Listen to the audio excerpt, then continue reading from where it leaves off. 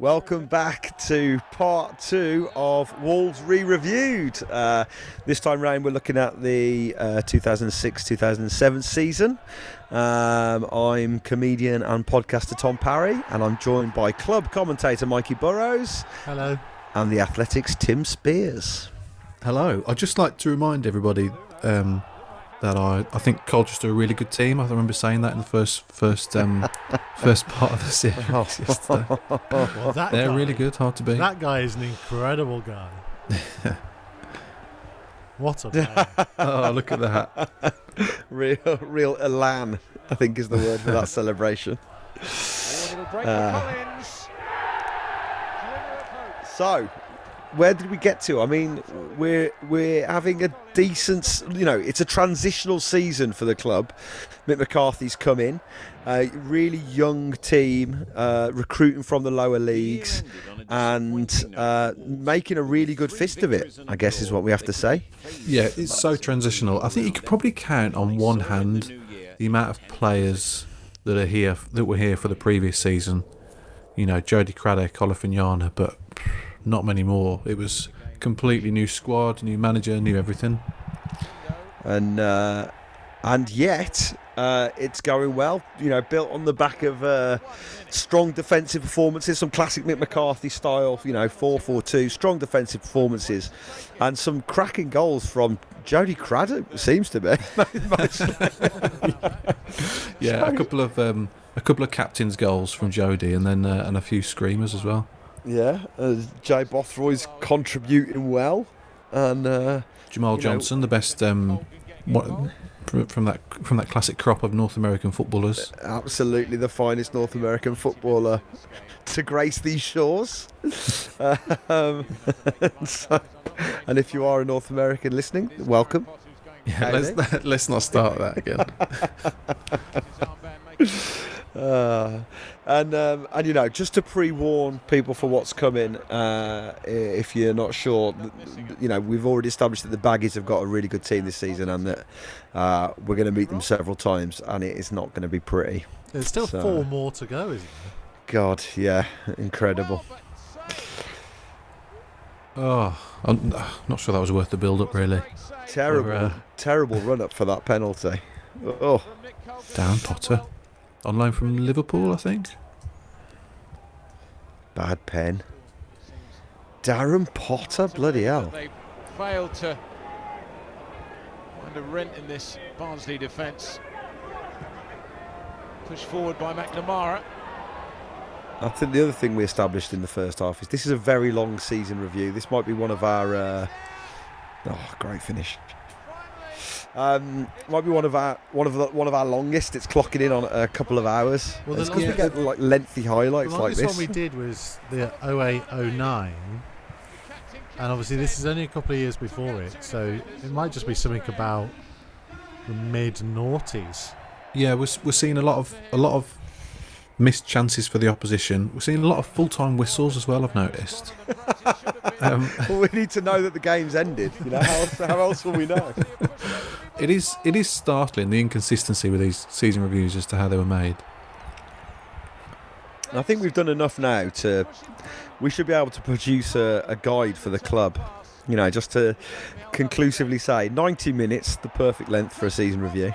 Yeah. Narrator would be this guy, obviously. The best there's been. We've found the perfect narrator. It's a bit rude on Dave Instone, to be fair. And show the table at the end of every month. Keep the interviews to a minimum. Yeah, I do like a folder for my transfers as well. Yeah, and also we'd like to show all of a penalty shootout. Oh, it was 08-09, wasn't it, where Mick McCarthy was putting his password into the computer every time they signed a player? Yes. Just 4-4-2. That's his password.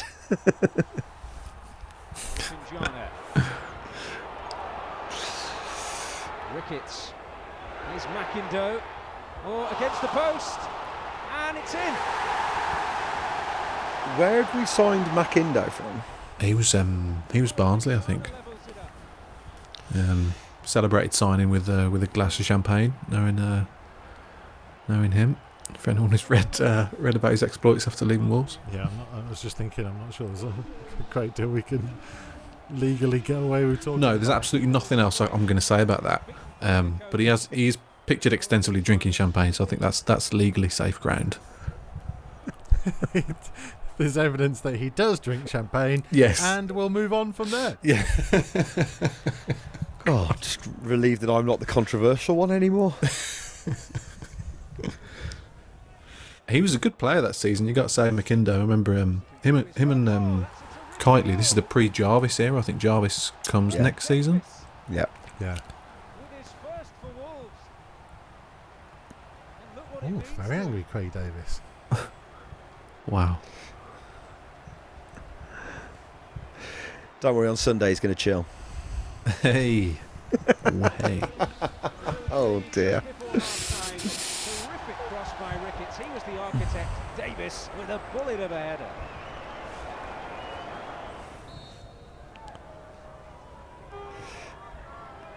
Free kick. We go on. I think what's coming up is we go on a bit of an incredible run, don't we, in the second half of this season? Because kind of at the moment we're firmly mid-table, aren't we? Is it March, April? We kind of have we have an incredible March or something. I think you might be right, because they're in the playoffs come the last game of the season. They need to win at Leicester, I think, to confirm it. But yeah, they were pretty solidly in the playoffs, because they sign Andy Keogh and Stephen Ward joined this month, I think, and Ward was signed as a striker originally. So scoring goals is obviously the problem, as we established. And Keogh came. It feels like a classic Mick McCarthy thing, where the signings in the summer were to make sure they were secure and defensive, and then he's added Kitely and McIndo, and then this month he adds two young, hard-working strikers. Yeah, absolutely right. From obscure locations as well. I think Keogh was Scunthorpe and Ward was Bohemians, wasn't he, in Ireland?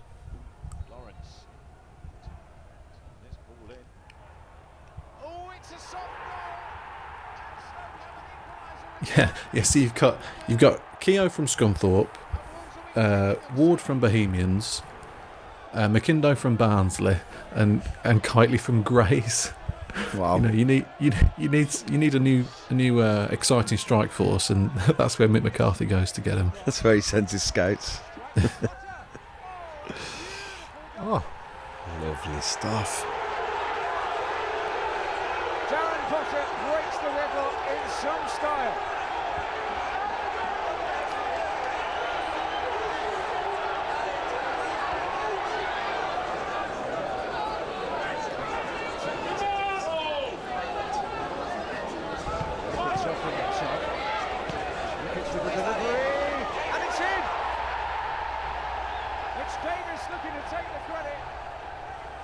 he never touched it.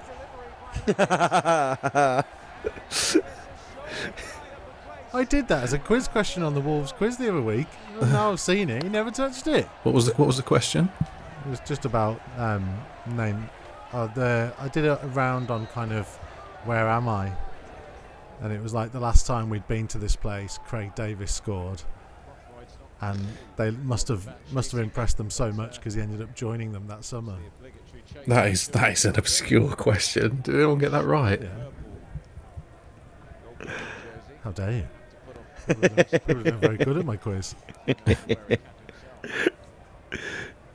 got in there, and Alexander could be in trouble.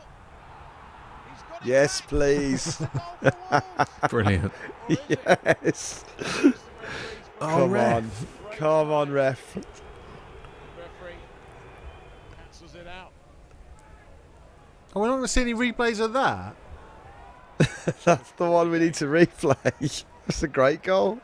Clear their lines. They tend to keep 6 men back. Cardiff's God, look at that. It looks like it's been played behind closed doors. Well, I think the season before, do you remember when Cardiff rioted and it delayed the second half by 20 minutes, I think? That must have been the Yes. season before. Yes. They were all. It was all in the concourses, I think, below the stand at half time. So are there no Cardiff fans allowed in this? Yeah, no Cardiff fans. No yeah. Cardiff allowed. Shot in against the post. I think that was Olivignana. Turn back again. Cardiff will get it away. It was a lovely run from Davis. So I remember the days of going away to Deserved Cardiff, a goal, Wolves there. and I think it was the same for them whenever they went away, where they were always referred to as bubble games. Have you ever heard that? A lovely run there. Where like No. all the away fans have to travel together Control too, and it was a and wonderfully built like are marched to the stadium together. Yeah. So you can't just go like, oh, I'm going to make my own way. And if you live like in South Wales, like my mate did for a time, it was a nightmare because basically if you weren't travelling from Wolverhampton, You couldn't. you couldn't Get really in. get in the bubble. So we had to like come from South Wales. In the to bumble, was that? Wolverhampton. The bumble. The bumble. Why have you got Bumble on the brain, Mikey? I miss some cricket. Davis's cross. Good answer. Away. So we'd have to travel from South Wales out to Wolvo to go back into Cardiff. Yeah. That's amazing. Great battling tackle from Little. And Kitely then, with the acceleration we've seen so many times from him this season already, cuts his way all the way through the Seems goal. bonkers now, but like even I mean this is what 2006, 2007. There were still some tasty games. Tasty like things for fans. Yeah, what do you mean in terms of the challenges you can make? Well, in terms of like from a fan's point of view, like certain away trips that fans who've been in the last 5-10 years, it's kind of football became much more family orientated. Is that a good way to say it? Yeah, I know what you mean. There were certain grounds you just wouldn't go to, right? So yeah, Cardiff away would I guess be one at Ninian Park, whereas you wouldn't say that now. Leeds, Blues, Port Vale. I don't want to. Stoke. Yeah, I don't want to discredit certain clubs, but I guess well to be fair, You do, Tim. You've been doing it all day. but to be fair, Wolves would be one as well. Wolves wasn't always a friendly place to come. And it could be grand theft and larceny from Cardiff, who've taken the lead. Grand theft and larceny. That's a shocker. Oh no, Okay. no. I tell you what, is this Pie and a Pint Gate as well? What? When they had the whole South Bank. Camera could be away. Still, it's Diamanti Kamara. He's beyond Murray, and he should give Albion the lead. He does. Hit with the sucker punch, and it's a lead for West Bromwich Albion and their top scorer. Really yet to Crap. It's horrible. Just while we're It's while we're horrible, all isn't it? kind of trying to ignore what's going on the pitch here, just explain Yeah, to yeah. Pie and a Pint Gate. I think it is this one. We'll tell after this goal here, we're losing the South Bank. Yeah, see, that's disgusting. Look at that. Albion fans took over the South Bank. So because it's an FA Cup game, you're entitled to have more seats as the away club. So people will know now, like Liverpool, Man United will take up the lower Steve Ball and a bit of the North Bank, so they can get their entitled allocation of like 4,500. But for whatever reason, segregation, etc., there was nowhere else to put Albion other than the South Bank, apparently, for rules of segregation and ease of the police keeping fans apart. So yeah, they got the whole South Bank. They all left Tesco carrier bags on the seats when they left. They won 3-0. Jez Moxey who's not the most popular of blokes at Wolves anyway, was in the firing line, and he as a sorry and a thank you to Wolves fans, he said if you're a season ticket holder in the South Bank or whatever, you're entitled to a free pie and a free pint at your next game, which to people who don't drink alcohol or eat pies was a bitter blow. I mean, it's a bit insulting where even if you do drink pies and drink pints and eat pies, it's like. Only Keogh in the box. Oh, it's behind him, but it may fall to Henry. Off the post. Because we haven't generally seen it on a lot of the camera angles, but Tom will know better than anyone else. that the North Bank at this point was actually quite small, wasn't it? It wasn't a big stand at all. Yeah, but you could have stuck them in the North Bank, surely. I guess, is it about getting to the train station, or? Yeah, I think so. Yeah. There you go. From 2 breaks that they had, the shot eventually from Henry came off the post, and it fell ever so easily for Kitely, who created the problems in the first place with that We don't need to see this goal 4 times. Puts the finishing touch in. Michael Kitely's 3rd goal of the season. Mick McCarthy will be a slightly more relieved person now. Get the ball. It's white. I know the difference. It's white. Black, white. Really bad Mick McCarthy accent. Yes, please. Off you go. Oh, no, that is the good stuff right there. They're the best kind of Reds when they walk off before they've even been shown the red card. Absolutely superb. Gary Breen, take a bow, son. That is great. Oh, I want to see some replays of that. Oh, Because that's my clearly moment. they didn't score off the resulting free kick either. I know you've got to show that. That was my absolute moment of the season so far. That was. That was great. That is taking one for the team. Out there now, you think, wow, they're right, and he's been brilliant. Norwich sticks out for me. The game at Norwich when he kept us in the game, and then we ended up winning 1-0, and we went on a good run from there. So, he's been brilliant. Again, Wolverhampton were able to finish the month well. It feels like with these season reviews, they must have the team must all get together, have a game of cards or something, and the loser has to do the end of season review interview. It's like they only ever send out one. It's always quite arbitrary who's doing it. Like there's got to be some kind of game in training, and it's like, right, loser has to do the season review. Of course, on Mikey's one, they didn't let anyone speak, did they? I think they all just decided. They couldn't get a word in edgeways. Yeah, I wrote them all out the script. This More is time for me. my show. The Wolves defence. And it's an early goal for Plymouth. 27 minutes gone. Didn't look any danger when he picked the ball up here, but he's just cut through the Wolves defence. Plymouth had taken a shock lead.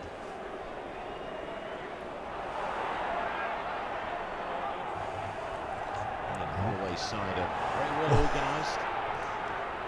Play good football, good opening. Yes. Oh, ref. They have got a free kick.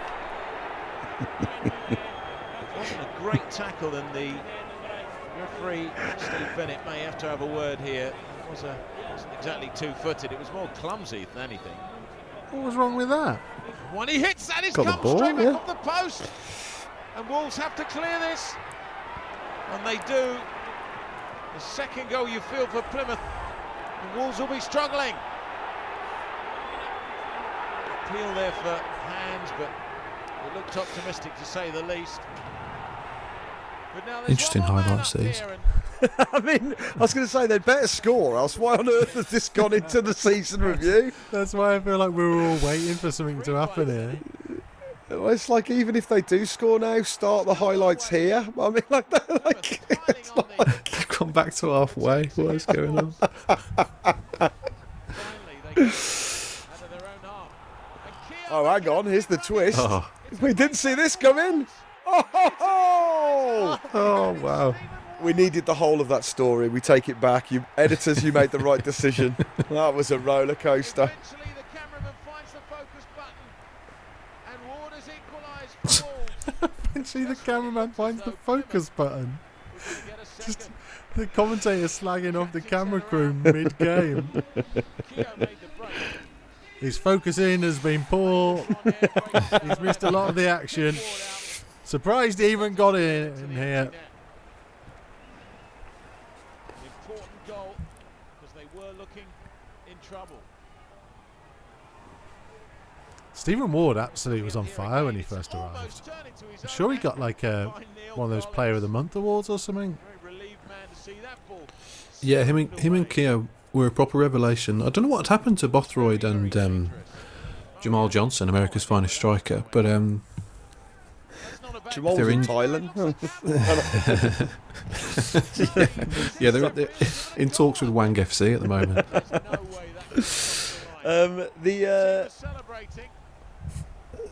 Stephen Ward's. Well, he was quality though, wasn't he? He's a quality player.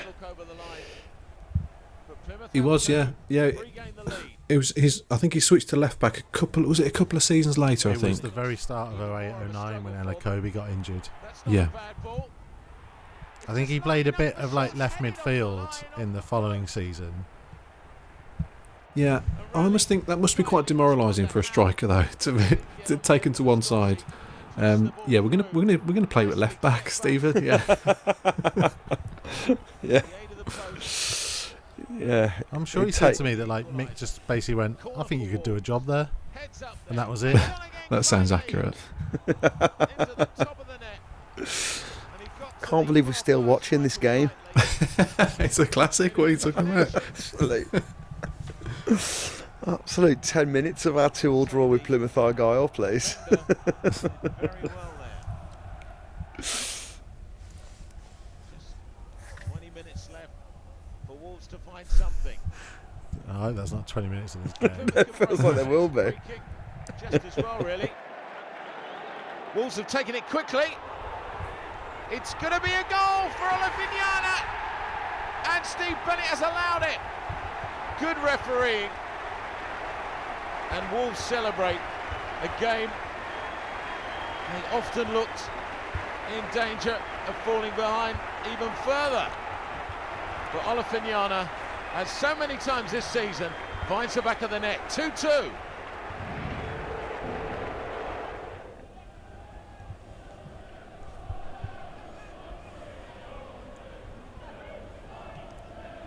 Preston have always looked very difficult to beat.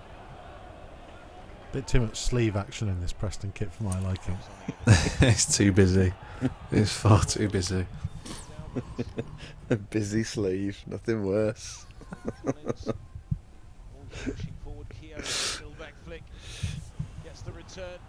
This is some good stuff here. So blonde, isn't he, Keogh? Dashing. Well, I think this is where we really find our form now. I think from it, like it's this is where we really string a run together. If my memory serves me correctly. They've started with a brilliant barrage of attacks. 2 cleared off the line, and look at this finish from Olafinyana, who really got hold of it right in the corner. Wolves have a lead to defend. Ricketts. 1 of 3 there. So it was him and Carl Henry for most of the season. Then I'm guessing as a midfield duo. It's not bad really. Ricketts curls it off the crossbar. Both of them absolutely capable of destroying midfields. Yeah, absolutely. Well, what was the Carl Henry song? I don't know if you know Mike, if you remember speaking to him, but I don't know what he thought of the song that they used to sing from him. He comes from Ashmore Park, he'll rob you in the dark. And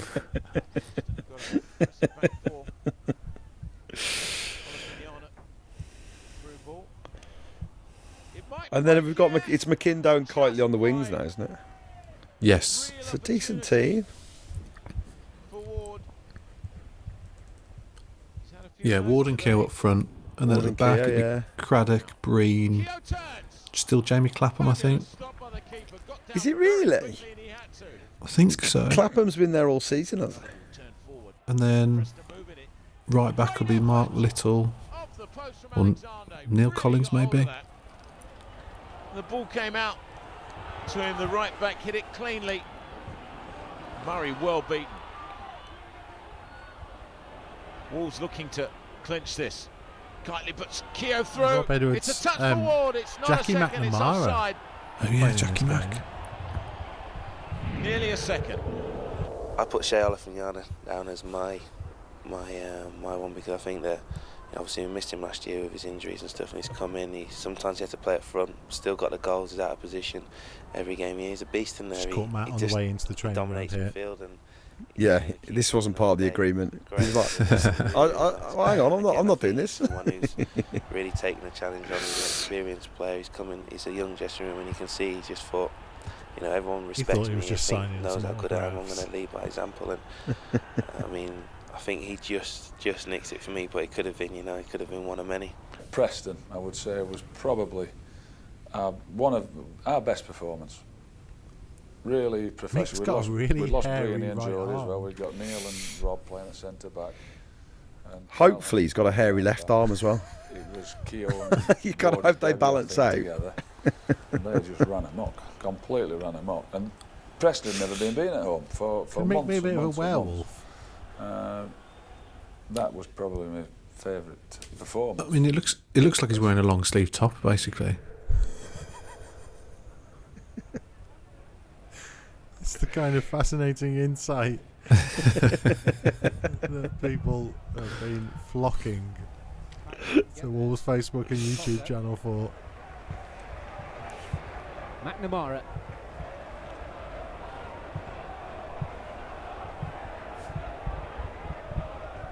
Chance for McNamara to measure the cross. Up goes Kitely.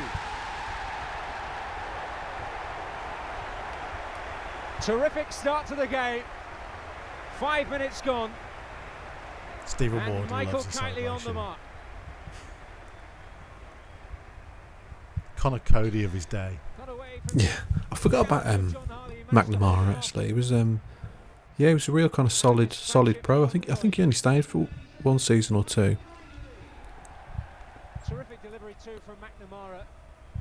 Very quiet guy. Might ask one or two questions defensively when I've met him. Where did he go to? McIndoe turning it on to Ward. And now Kitely again. Oh, he went back to Scotland. Oh, cute finish that. Really nice. 5 minutes before half time. Stephen Ward and Connor Cody, both players who arrived as attacking, well, players and kind of got put into defence. But Ward steaming through with a neat finish. Maybe that's it. Maybe that they're used to celebrating more because it would be them scoring the goals. So then they couldn't handle not being part of the celebration, which is why they miss it. Yeah. Akinbaye battling. Oh, he'd like to fashion something today. It's McCann. Well, there's a road back for Burnley. I hope we can find the DVD or the VHS of Ali Akinbaye's season in the late 90s. Yeah. Oh yes, please. Yeah, really prolific. In the end, just squeezed it to McCann. Had to battle with Olifignano, but he found the finish. Back in the day when £3.5 million was a massive amount of money. Yeah, that was the record signing. Yeah, those are the days. Well, time running out for Burnley. It's a good job that we had the shot of the ball boy coming on the pitch there. That was important. Keeping the DVD. Bay was there. Oh, and it crashes against the bar. It was Caldwell, I think. Still the danger not away. It will be Caldwell to rise again. It does feel like we're watching the director's cut of the season, doesn't it? Yeah, this is the Ridley Scott version. Yeah.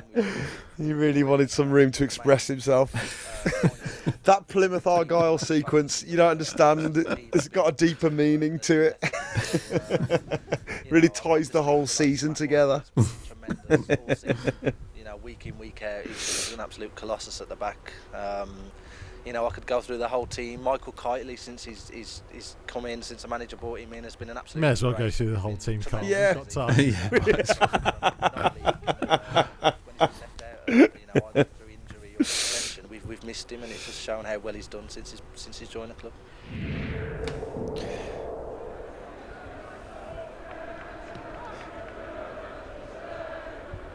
Keogh was battling for that. Kicked downfield.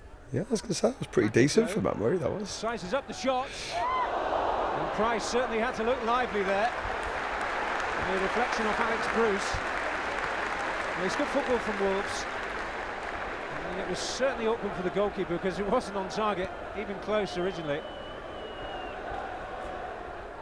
Macchio. Moves out to David Wright. Oh, Ward will steal in here. And that's a terrific finish. Oh, what a good goal. Showing all that striker's instinct that made Mick McCarthy think, he'd be a good left back. Just do a job. I just think you can do a job.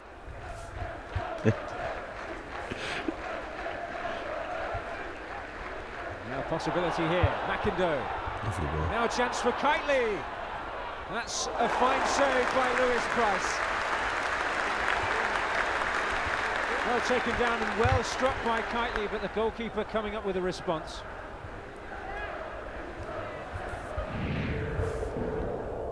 I hadn't really set a target for the club at the start when I came in. I don't think there was so much, negative. McCarthy looks delighted after a win. Someone just told him he needs to shave his arms. Thought anybody's going to do anything. And the group of players that have played have been fantastic. They've just got the club in a position that maybe we can get in the playoffs. So I think that's what we've got to aim at. We just keep trying to win, try and win the next game and see where we finish up. Feels like there's like a Mick McCarthy in every family. Do you know what I mean? Like, for me, like my nan remarried a guy who would like squeeze you just a bit too hard, and it's like, you know, it's a nice guy, but like, you know, you get to like family weddings and stuff, and he'd be like, just a bit, it just squeezed a bit too hard. That's how I feel Mick McCarthy's would be. Where? Do you know what I mean? Oh, not in a, you know, not in a show me on the doll kind of way. I thought you were about to say that your nan was the Mick McCarthy of your family. Very hairy arms.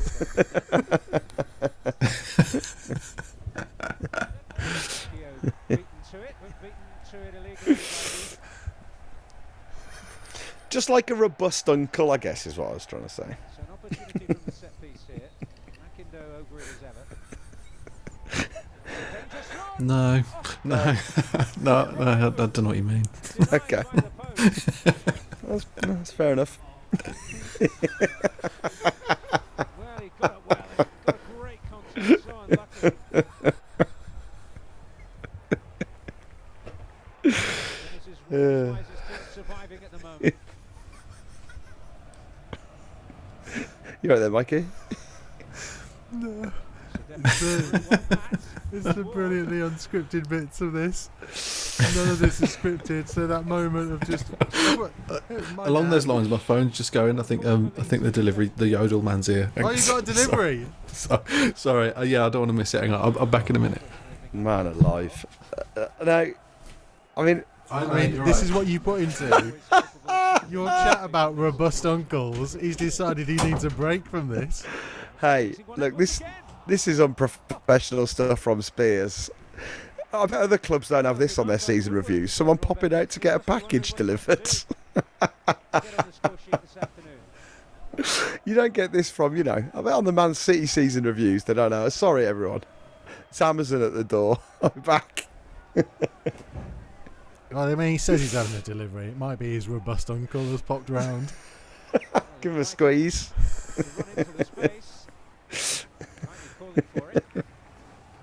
Think he's not going to come back? Have I ruined it? Yeah. He's had enough. That was the final straw of all the nonsense we've spoken across the different years we've done. Your insistence that one member of his family is described as robust has done it. I think there's something in that. I'll stand by my robust uncle. It was a great goal from Kylie.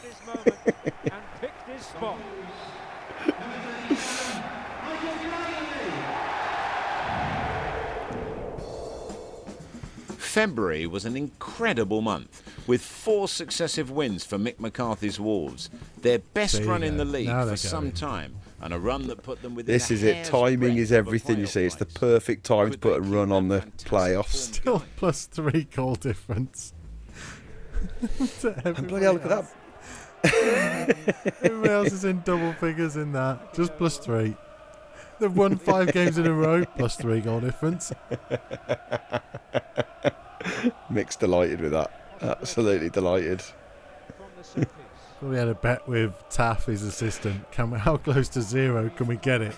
Imagine if you end the season on 0 goal difference. That must be such a delight. He'd love that. Absolutely love that. Honours even. It's about the 4th one we scored where it's just gone straight through. Our main forms of goal this season were crosses come shots and Jody Craddock. They'd practice these on the training ground.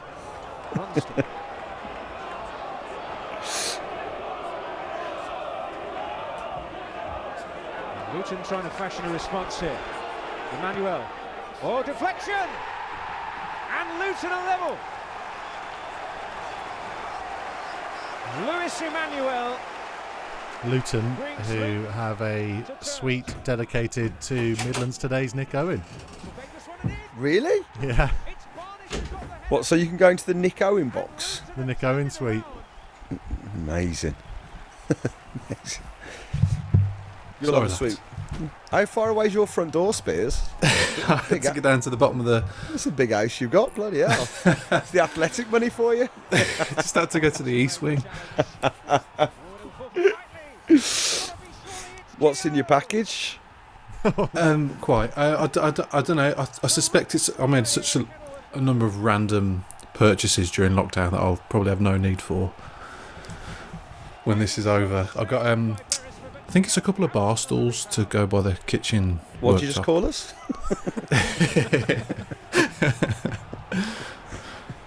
I thought it might be the tennis racket set which I bought, which will have again absolutely no use in a few weeks.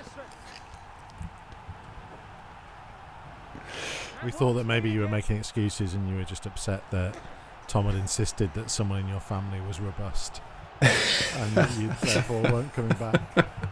Is that what I've missed? I've been trying to move on from the robust uncle comment, to be honest. Oh, here we go. Let's Back in savour time for this. Yes. Let's savour this while it's there. This is one of the all-time great bits of local radio commentary as well, this game. This is my former boss, Tom Ross. I think he's like, when Jay Bothroyd comes on, he's doing the commentary, but from an Albion side, because I think the Wolves commentary was on the Wolf at this point. Yeah. So on BRB, they got him and Tony Bomber Brown for the Albion commentary, basically going, "Oh, good, Jay Bothroyd's coming on. He's rubbish." And literally, like, Bothroyd scores within like 10 seconds. Amazing. Great. There was a guy who was a Stoke fan who was he used to host They Think It's All Over, the quiz show. Oh, Nick Hancock. Yeah. Nick Hancock. He used to do a Midlands sports programme. Do you remember that? Yes. Yeah. And they like played it out with over the top of the footage so you could see just how perfectly it was timed. On comes Jay Bothroyd. Oh, good, he's rubbish. Oh, 1-0. This was a proper unexpected win. We were saying in the first part how vastly superior Albion were on paper. This is it. So basically Bothroyd had just come on from that set piece. Lovely. Could be a priceless goal in the promotion race, and it could end the long wait for a win over the Baggies. So Baggies were top. Going into this, they just showed that the Baggies were top. And, like I said, they were vastly superior on paper, but I think they had a problem with conceding goals. They were like an extremely attacking team. Yeah. Whereas obviously Wolves were the opposite. And Adebola will score. Absolute chaos in the Wolves' defence.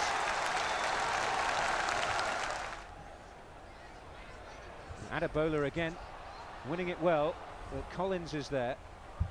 Because when you went away for your package, Tim, there was a hell of a run. We won like 5 on the bounce or something. Right. It was pretty good stuff. Keogh sizing up the opportunity for the cross. Olafin Yana's header and Kitely right on the stroke of... I think this season, like we had another review we did recently, 2014-15, I think it was kind of felt that if Wolves had managed to go up this season, then yeah, they might not have been ready for the Premier League. I certainly remember thinking that at the time. Yeah, absolutely. Just felt like an unexpectedly good season. Where they just literally the team had literally been cobbled together, and just had this unbelievable team spirit and management by this man. And managed to sneak in the playoffs. And I still wondered about myself. You know, I played the same team. Maybe I should have changed it and freshened it up. But having just beaten West Brom in the manner in which we did on the Sunday, that was my best team. And you kind of hope that we'll recover and we weren't going to struggle. But I thought we saw a resurgent Coventry side as well on the day. That was one of those days when things conspired against us. But a little bit peeved and miffed that we had to play Sunday, Tuesday.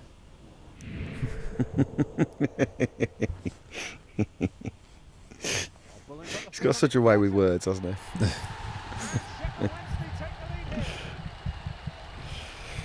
Bit like your uncle.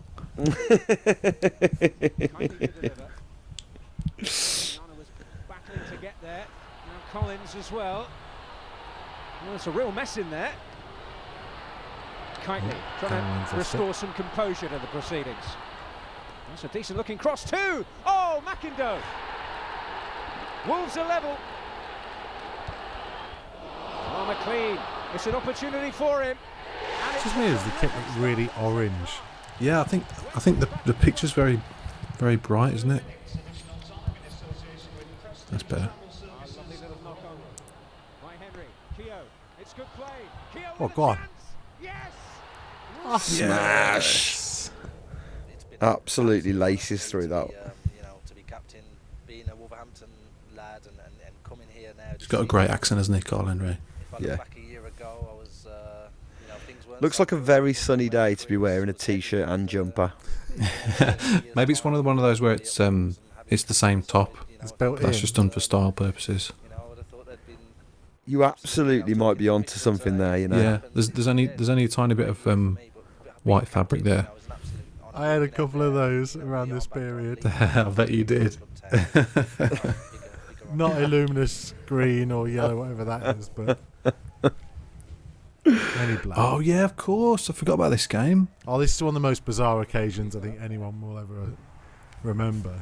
Yeah, so Southampton were in around the playoffs as well, but basically they had literally six or seven shots on target and scored 6.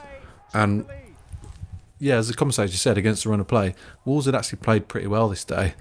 And it was just a freak game, and they ended up getting beat 6-0, but applauded, and I mean a standing ovation off the pitch at full time, which was lovely, and it was a real kind of unifying moment, which fans always remember. But I was furious. I was absolutely livid. I remember not joining in with the applause. Sorry to everyone concerned. I was just annoyed. I've never seen us lose 6-0. Least of all at home when you're going for a promotion. I just remember being really angry. But no, it's a lovely moment for just everyone else. Unexpected thumping. Really weird. Let's do some bit of play here. And a chance here for Best. Oh, and Breen in the way. But not this time. 4-0 Southampton. And Sermon, that was clinical. That's just ridiculous. It's not going to do Mick's goal difference any good. And Wolves' misery is complete. March was a mixed month, beginning with 2 successive wins, but ending with a forgettable humiliation at the hands of Southampton. Nevertheless, Wolves had still managed to maintain the all-important spot. It was only humiliating when Spiers refused to applaud the team. I was just angry with the shoddy defending. Like, no one else see it. -2. It's so funny. Look at that. The goal difference in the top half of the table. Everyone else is on +12 or more. It's so weird. Murphy. High skill. Lovely goal.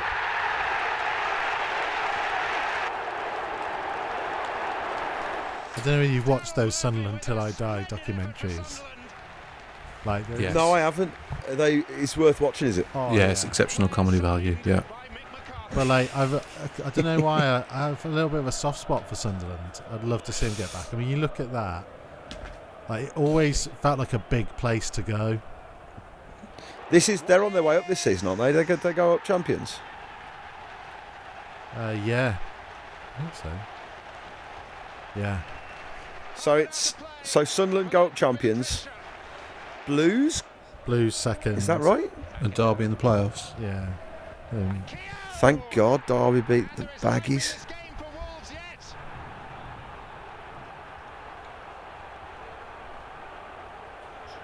Yes. There was a proper angry fan in the middle there. Yeah. I saw him. I love those. It's an Irish international who has scored.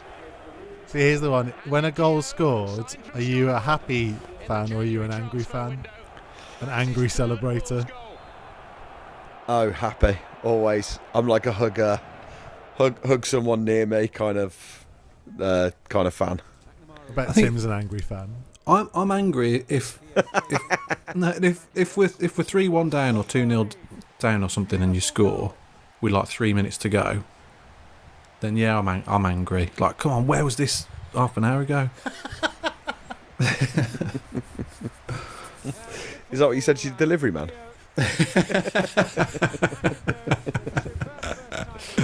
No, I gave him a hug. It was a happy celebration. Barstools, yes. For God's sake. Is that how much you're missing going down the pub? That you've had to order in Barstools? Yes. So true.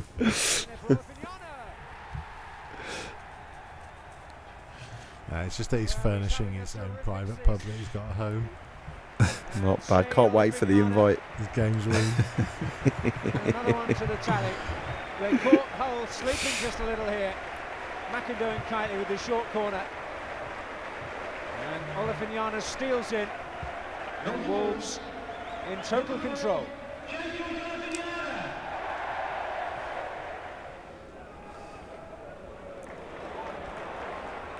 There's one by Bothroyd. Here's Keogh. Oh, he's dug the cross out.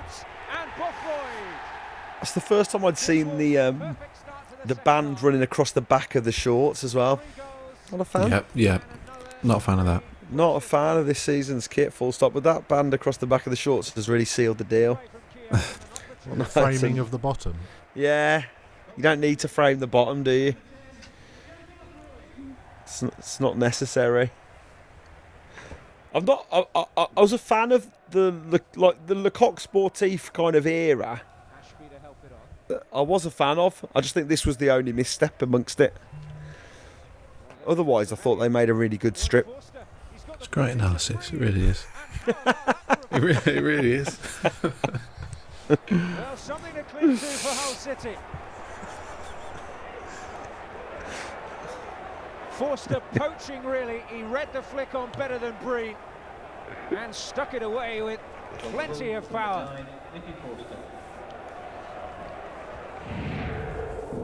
It's not been all down to me. It's been lovely, the support I've had. The players have been brilliant. They work their socks off, and I can trust them to go out and do just that every week.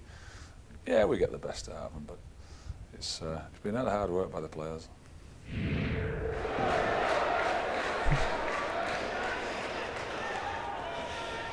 Every time I see these Mick McCarthy clips now, I just keep thinking of the original series of The Office. Yeah, it's a bit like that, isn't it? Oh, look, we got a third kit here. What's happened to white? Okay. There we go, the navy with the gold pipe. I don't mind this, to be honest. It's a nice shirt. Looks a little bit Wimbledon-esque. It does, doesn't it? It's a bit Sellers Park with as well. Oh, great goal.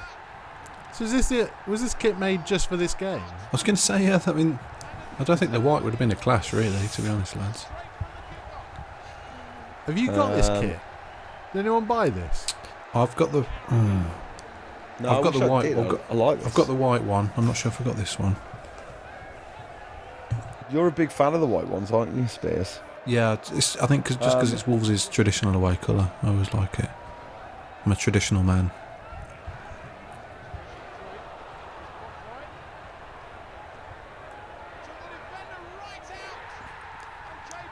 Yes.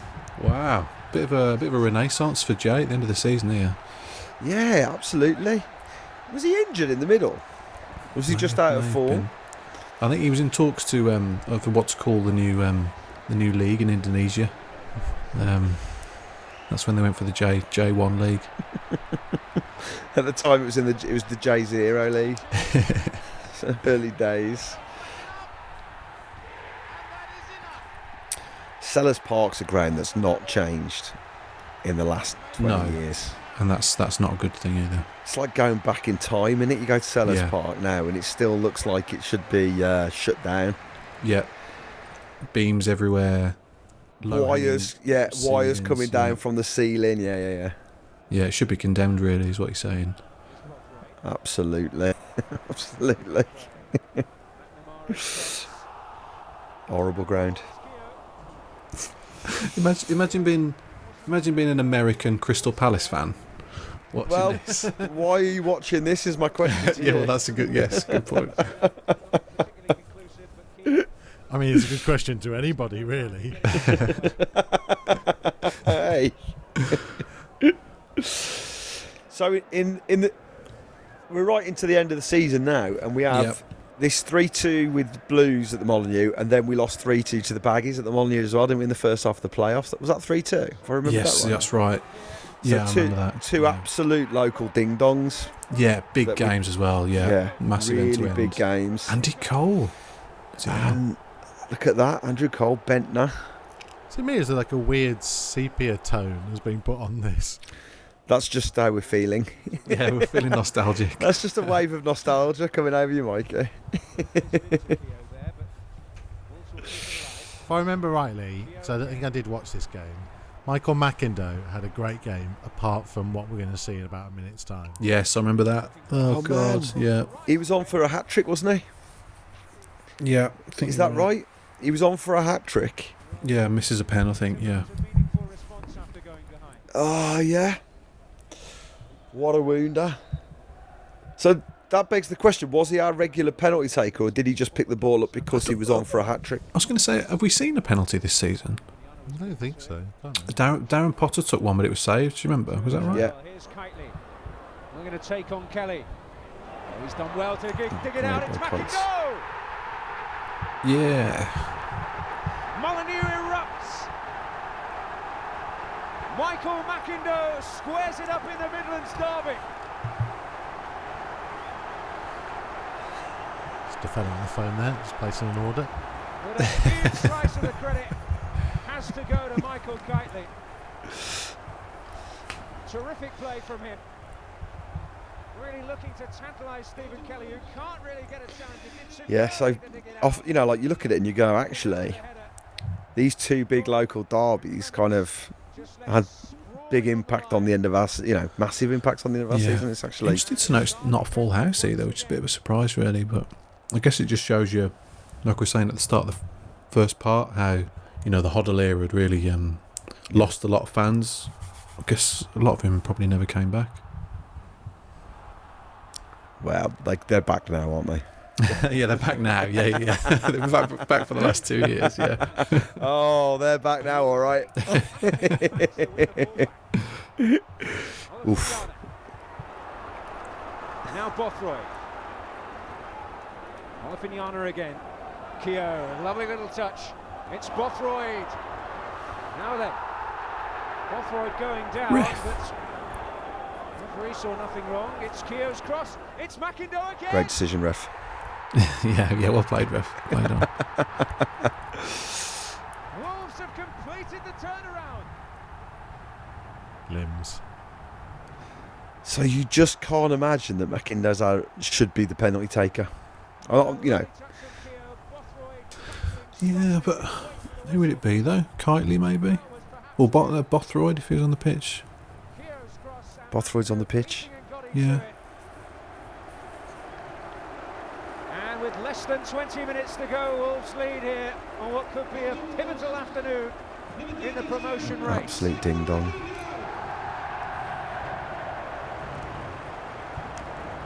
And Steve Bruce knows it. The bloke's still on the phone. What's he doing? Yeah, 2 Lambooners. Hang on a minute, I'll call you back. They've scored again.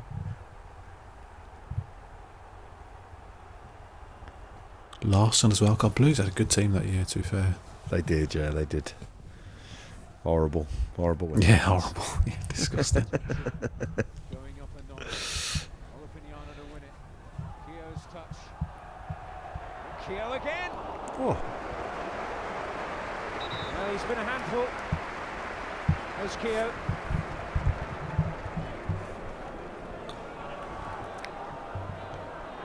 Oh, McSheffrey's touch. Well, there's plenty up here for Birmingham. It's Cameron Jerome to surely win it for Birmingham. Yes. It's the visitors' turn to complete the comeback.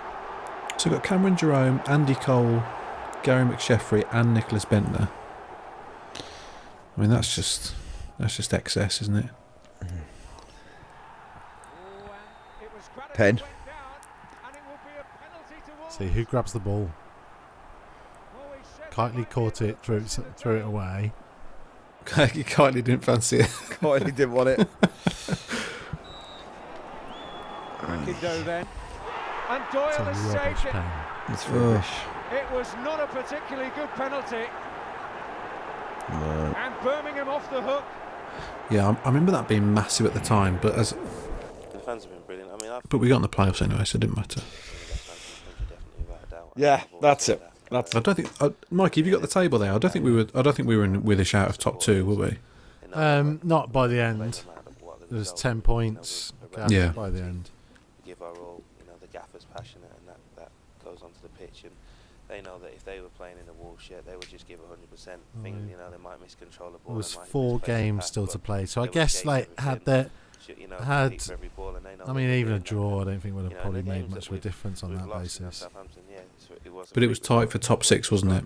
Because if anyone had watched the first 20 minutes of that, there was no way we would lose that game. And there were 6-0, it just never was. Southampton were in 6th on 75, and then Preston on 74, Stoke on 73. Great stuff, and it just wasn't our day. But I think the fans are appreciating, how most games are really entertaining that they've come to watch us play. So Colchester in their golden era.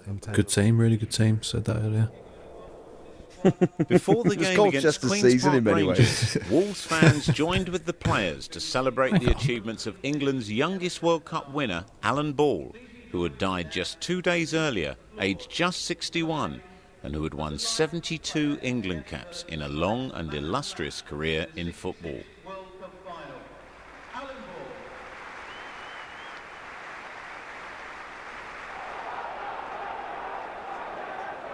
McNamara will leave it for Bothroyd. I mean, that was lovely. I mean, I think we're all thinking it. I think we're all thinking it, Mikey. Well, I'm not being funny, but there are always notable past former players or people associated with the club who pass away every season. That's just what happens. But we haven't heard a single one of those mentioned in any of the season reviews that we've done. I mean, yeah, we were all. But Alan Ball, bless him,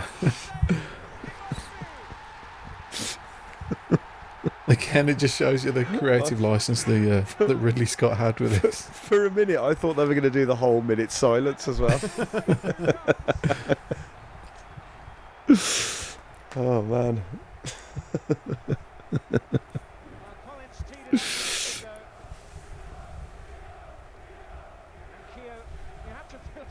There's always one person on a minute silence who gets in the ground late and doesn't realise what's happening. Oh man! Walks out from the concourse with a pint, chatting with a pie, and they're just like singing like, "Come on!" Oh, I'm sorry. Yeah, it's a shocker. It's a shocker.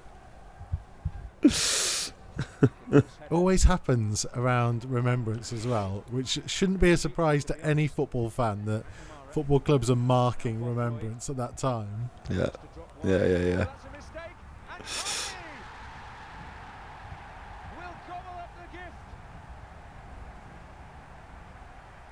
Yeah, there's always one, and then everyone else makes it worse by shushing or tutting very loudly, or someone will scream, "Shut the F up, you idiot!" during the silence. It just makes it far worse.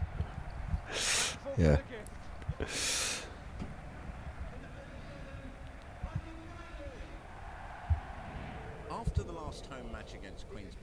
managers, it was time for the 2006-7 Wolves Player Awards. Fans stayed on to I thought it was going to be Jez Moxey for a minute there, just picking up the trophy. Wolves Young Academy Player of the Year for 2007 was Lee Collins. The Wolves Academy has produced many no offence, players, Lee, but we don't need this. Then it was time for the Player of the Season Award. Wolves chief Like, got that topless guy in the middle. We loved it that Lee Collins had got that award. Jez looks like he's on Britain's Got Talent, doesn't he? Looks like he's about to do an aria. I know there's one man that you're going to really lift the roof off for.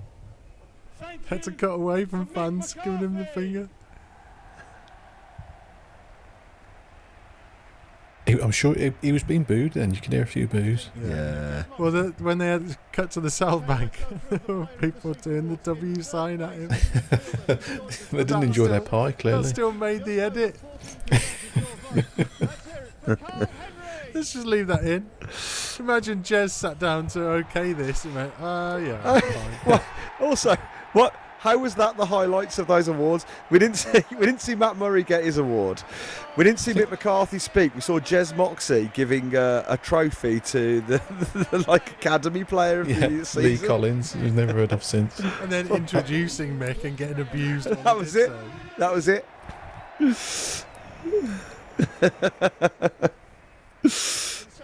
Yeah, I think he said it's Carl Henry who's got it. I think. Oh, we're back. Sorry, it's still going on. I thought we'd moved on.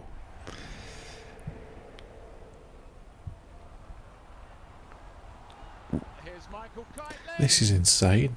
We're now doing highlights of the season review. It's like we're reviewing the season review. We're through the looking glass now. We're seeing it twice. Reviewing the review of the season review. Oh my God, it's like Inception. This is it. This is some big stuff. And here we go with the winner of the 2006-2007 Player of the Season, as voted for by you, the fans, receiving 51.5% of the votes. Wolves' longest-serving professional player, the local lad. He is Matt Murray.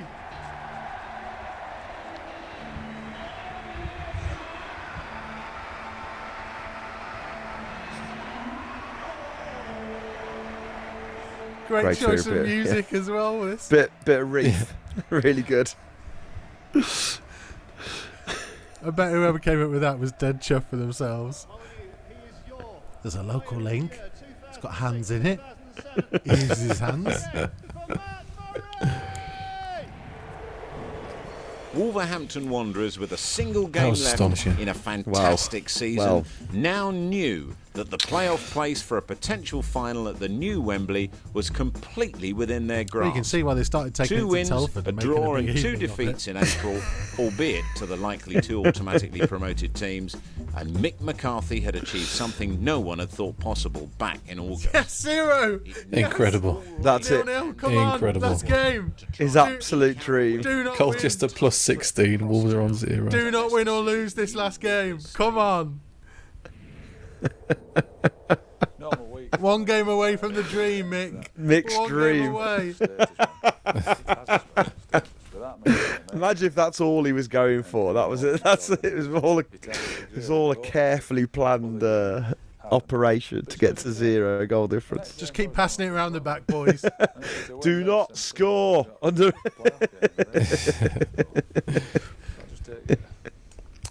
All cliched up, taking each game as it comes. That is what you have to do, and just, I think, prepared as you've prepared all season. Why are we here? Why have we got 73 points? Oh my God, it's got existential. When was the last game we watched, by the way? It feels like a long time since the 45th game. Why are we here? Here we go. Oh, right. wow. This was brilliant. Here we go. Loved this game. What a day. This was great. Yeah. Needing a win to get in the playoffs and then thumping Leicester 4-1. And don't we go, what? Yeah, do we come from behind as well? There we go. Bloody yes. hell. I was waiting till he scored just to say that. Yeah. But yes. 3 points,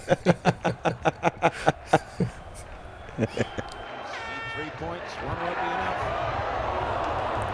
Collins off the line. Olivignana. Wolves are level. I remember there was a big, fat, massive Leicester fan with a drum stood right by the away end, giving it large for most of the match. And then obviously we won 4-1, and by the end he was like applauding the Wolves fans, which is always a big come down. Oh, some delightfully scrappy goals in this game. Yeah. Kiteley did brilliantly there with the defender beaten. And Michael Kiteley puts Wolves in front. Oh, I don't know how Andy Keogh's got away here, but he has. There's two. Oh, oh dear.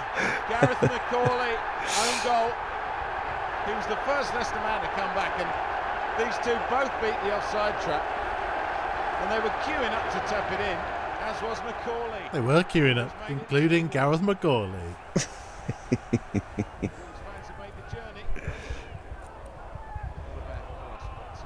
Oh, wow. The Leicester defence have finished the season, haven't they? Look, there's some absolutely shocking. Look, just no way. We're finished now. Sod this. Yeah, you see Keogh's on penalty duties now.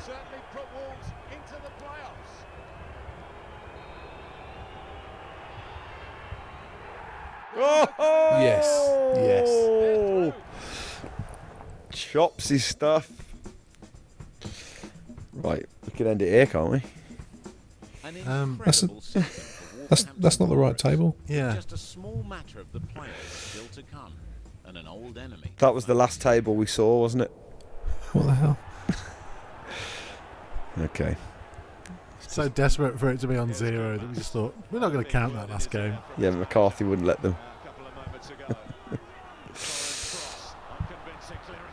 Oh, Gary Breen, never forget that.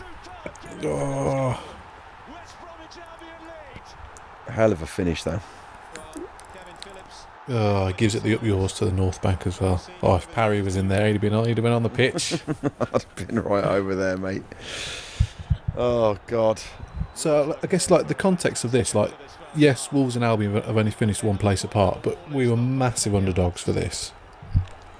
Weren't expected to win. Oh yes, Shay. Phillips is the blocker and he wants to stop him from blocking. He's got every right to do that. Bothroyd. It's got through the wall, nearly came to Olivignana. That's McIndoe. Keogh's onside if he can keep it in. Oh, lovely ball. This moment's amazing. Craddock, 1-1. Listen to Yes. Jody Craddock levels things up for Wolves. Oh, God. The noise is incredible. I remember I had a tear in my eye for this goal. It was like, oh, so good. Just no one expected us to lay a glove on him. Yeah. It gets kind of blocked. Comes out to McIndoe. He has a real swipe at it. And Sochi's late out and Keogh's onside and he just about keeps it in play. And then Wolves have got bodies in the box. A fantastic ball. And Jody. Great header. Real captain's goal, that. Yeah, absolutely. And he picked out the perfect spot. And what a header. And Wolves back level. Bothroyd standing over this, so too is Michael Stewart's in McIndoe. place in that corner. Craddock, the goal scorer among those forward. Bothroyd's gone for goal. Away by Kiteley. It's come to Kiteley. Now Keogh. Back in by Jackie McNamara. Collins underneath it. Craddock looking for a second. And Wolves have a second goal. Got to say, we were really good at scoring from cleared free kicks that come back into the box at this point. That's kind of our thing. Olivignana in good goal-scoring form, following it in, but they don't deal with this cross, and it ends up. I think it's Jody Craddock jumping with Kevin Phillips. That should never happen. The win there, knocked down. A little foot there, and Olafiniana. It doesn't get any bigger, really. Playoff semi-final, Wolves and Albion. I know. As a spectacle, as an occasion. Because so much is at stake, you know. Yeah. Like, and playoffs are always the best games anyway. I mean, we were generally pretty rubbish at winning them, but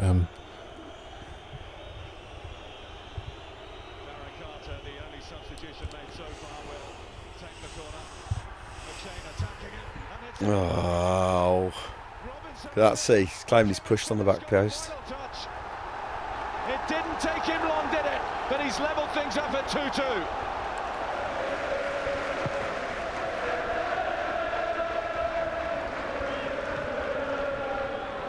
Ellington. What a topsy-turvy season it has been for Nathan Ellington. Looked in January like he might have played his last game for the club, but would be a very important cog in that playoff success. There's Breen again, keeping him on side. So this is, by the way, this is Wayne Hennessy's debut, isn't it? Of course. Matt Murray got injured on the eve of this game. Absolutely, completely forgot about that. That was huge. Yeah, Hennessy. No one had even heard of Hennessy really. Just a kid, and then plays in one of the biggest game the club's had for about 5 years. Amazing.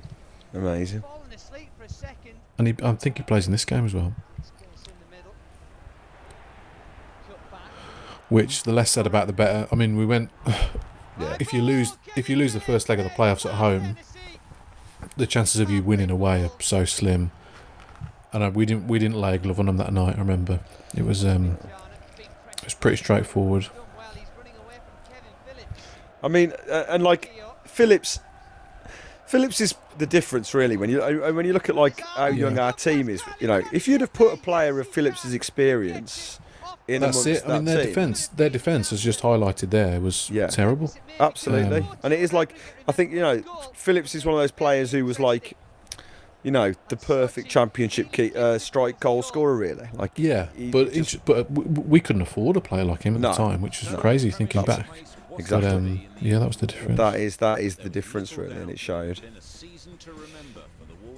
Yeah, I'm almost certain there's a second goal there that they've missed. I always thought we'd lost that game 2-0. I might be wrong. Well, let's not worry about that. Let's just I'm not really going to worry about it, but I know, that's it. A very positive season. You got to look at that.